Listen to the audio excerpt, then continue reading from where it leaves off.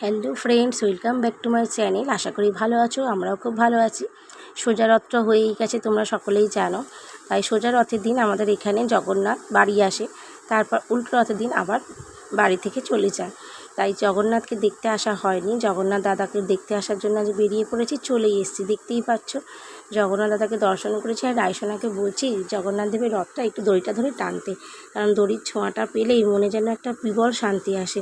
তাই রায়সোনা আবারও চেষ্টা করে দড়িটা ধরে টানার জন্য, কিন্তু দড়ির ওয়েটটি রায়সোনার থেকে অনেকটাই বেশি, তাই তো টানতে পারছে না। যতটুকু ধরে ছোঁয়া দিয়েছে এটাতেই অনেকটা ভালো। তাই এবার আমিও একটু চেষ্টা করছি জগন্নাথ দাদার দড়িটা ধরে টানতে। এই যে ছোঁয়াটা পেলাম, স্পর্শটা পেলাম, এতেই আমার জীবনটা ধন্য হয়ে গেল। দেখতেই পাচ্ছ জগন্নাথ দেবের রথের সারথি, এই যে কত সুন্দর লাগছে দেখতে। আমি এসেছি আর আমার একটা বান্ধবী এসছে, মানে বাবানের স্কুলের বন্ধু, তার মা। আর বাবান এসে এই যে দেখতেই পাচ্ছ, একে তো দেখেই চর্পি থাকে, ও ক্যামেরার সামনে আসতে চায় না, বলে ছবি ভালো আসে না। এই যে বাবান আর ওর এই যে বন্ধু বসে আছে, দেখতেই পাচ্ছ।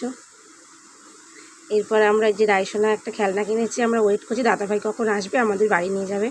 এই যে আমার হিরো চলে এসছে এখানে, এবার বাড়ি যাওয়ার পালা।